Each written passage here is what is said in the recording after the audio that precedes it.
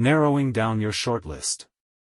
Once you have a shortlist of potential journals, the real work begins.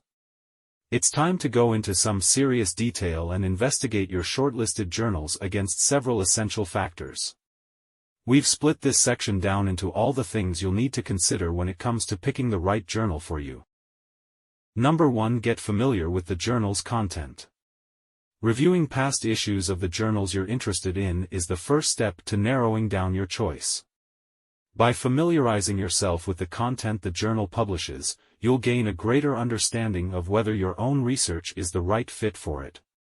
And it'll also help you to understand how you could build on the conversation within the journal through your own paper.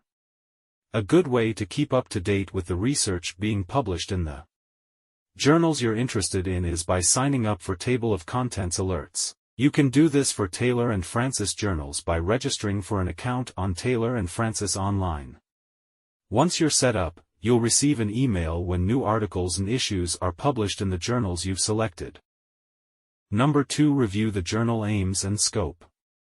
Most journals have an aims and scope statement. This is true for every journal on Taylor and Francis Online. And you can use this as a powerful resource to help you choose the best journal for your research. Number 3. What is a journal aims and scope statement? A journal's aim is the objective or purpose that the journal is trying to accomplish, while the scope is how it will achieve this. The aims and scope statement includes a brief introduction to the journal, an outline of the subjects covered, the type of articles published, and what it doesn't publish, its peer review policy, information about open access, OA, publishing options. Number 4. Understand the journal's audience. We've mentioned audience briefly above, but it's worth going into more detail on this topic, as it's so important.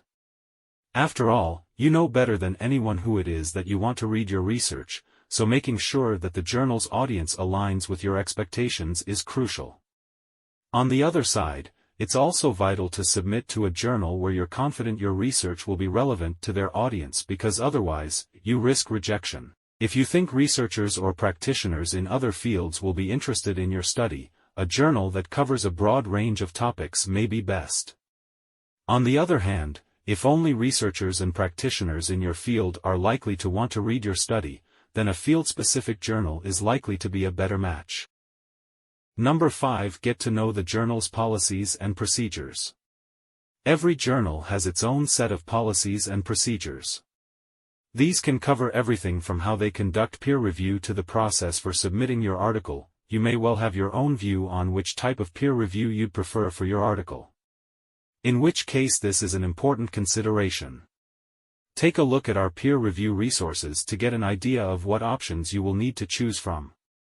In addition to the journal's own policies, you may need to review the policies of the publishing group. For example, at Taylor and Francis, we have a number of editorial policies that apply across our whole portfolio of journals. Number 6. Check which article formats are accepted. As mentioned right at the start of this course, finding out which article formats a journal accepts, and any word counts or other limitations, is something you should ideally do before you even write your article.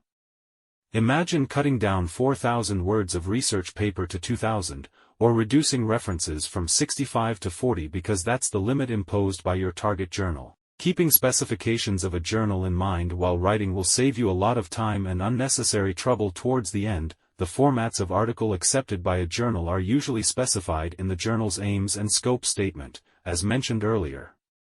And there is normally more about specific layouts and word counts in the instructions for authors. I hope you understand all the topics.